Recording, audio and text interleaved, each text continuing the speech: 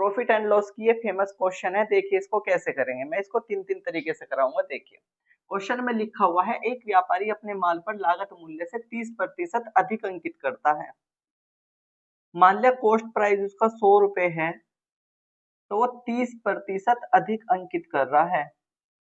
तो 100 का 30% कितना होगा, 30। और 30 को क्या करेंगे, 100 में जोड़ देंगे तो 130 हो जाएगा। इसका मतलब ये हो गया कि किसी वस्तु का कॉस्ट प्राइस अगर 100 रुपए है तो उसका मार्क प्राइस कितना हो गया, 130 रुपए। अब क्या कर रहा है वो, इसके बिलों पर मतलब कि 130 रुपए पे 20% की छूट दे रहा है। तो 130 का जब हम 20% निकल लेंगे कितना आएगा, 26। 130 में से 26 को घटा देंगे कितना आएगा, 104। ये होता है मार्क प्राइस और ये होता है सेलिंग प्राइस, और ये तो है ही कॉस्ट प्राइस। इसमें कहा है कितना प्रॉफिट हुआ है। देखिए 100 रुपए की वस्तु को 104 रुपए में बेच दिया तो प्रॉफिट 4 का हो रहा है कितने पे, 100 पे। और परसेंटेज के लिए कितना हो जाएगा, गुना में 100। 100 से 100 खत्म तो कितना आ गया, 4%। और यही क्या आ गया, इसका आंसर आ गया।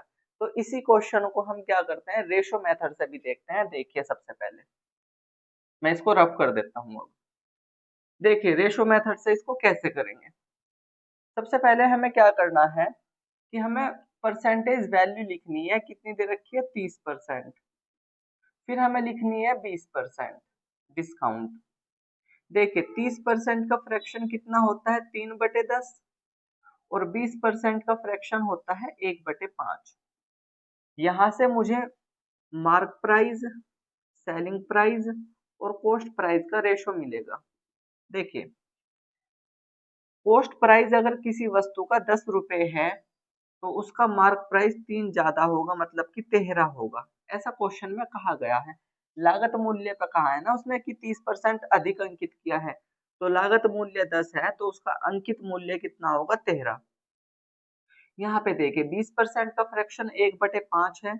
अगर किसी वस्तु का मार्क प्राइस 5 है, क्योंकि ये डिस्काउंट है, अगर मार्क प्राइस 5 है तो उस पर 1 का डिस्काउंट दिया गया है, तो उसको बेच दिया कितने में, 4 में। तो सेलिंग प्राइस कितना आ गया, 4। अब मेरी बात ध्यान से सुनो, यहाँ पे मार्क प्राइस कितना है, 13, और यहाँ पे कितना है, 5। इसको बैलेंस करना है, बराबर करना है। इस 5 की गुना यहाँ पे कर देते हैं और इस 13 की गुना कर देते हैं यहाँ पे। लेकिन कंडीशन के अकॉर्डिंग क्या होता है कि अगर 5 की गुना यहाँ पे की तो 5 की गुना यहाँ पे भी करनी पड़ेगी, 13 की गुना यहाँ पे की तो 13 की गुना यहाँ पे भी करनी पड़ेगी।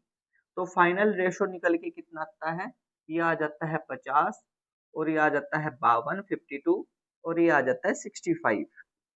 अब देखिए प्रॉफिट पूछा था तो कॉस्ट प्राइस कितना है, 50, और सेलिंग प्राइस कितना है, 52।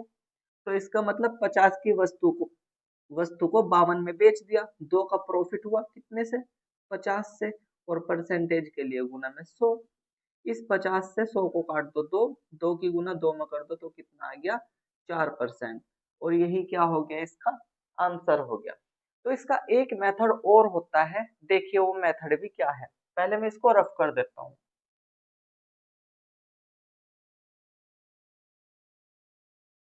देखिए कैसे करेंगे इसको।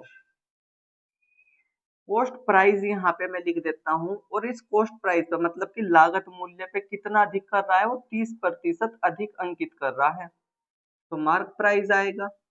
और फिर वो डिस्काउंट भी दे रहा है कितने का, 20% का।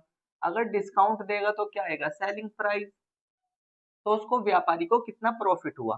तो प्रॉफिट के लिए तो कॉस्ट प्राइस और सेलिंग प्राइस चाहिए, डायरेक्ट हमें कॉस्ट प्राइस से क्या जाना है, सेलिंग प्राइस पे। तो आपने पढ़ा होगा सक्सेसिव परसेंटेज चेंज, जिसका फॉर्मूला होता है plus minus x plus minus y plus minus x गुना वाई और बटे में 100। ये डायरेक्ट परसेंटेज में आ जाती है वैल्यू। एक्स की जगह आपको रखना है 30 और वाई की जगह रखना है 20। रख देते हैं 30 माइनस 20 माइनस 30 गुना 20 और बटे में कितना, 100।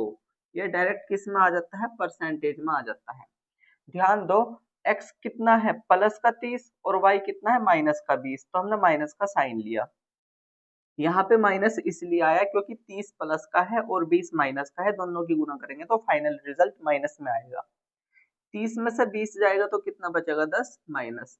ऊपर की 2 जीरो और नीचे की 2 जीरो कैंसिल कर दो, 3 दूनी 6 हो गया, और 10 में से 6 गया तो कितना बचा, 4%, और यही क्या हो गया, आंसर हो गया। तो आई होप कि आपको ये तीनों मेथड समझ में आ गए होंगे। तो दोस्तों वीडियो अच्छी लगी हो तो वीडियो को लाइक कीजिए, शेयर कीजिए और एक कमेंट भी कीजिए, और अगर आप चैनल पे नए हो तो चैनल को भी सब्सक्राइब कीजिए। थैंक्स फॉर वॉचिंग, मिलते हैं नेक्स्ट क्लास में।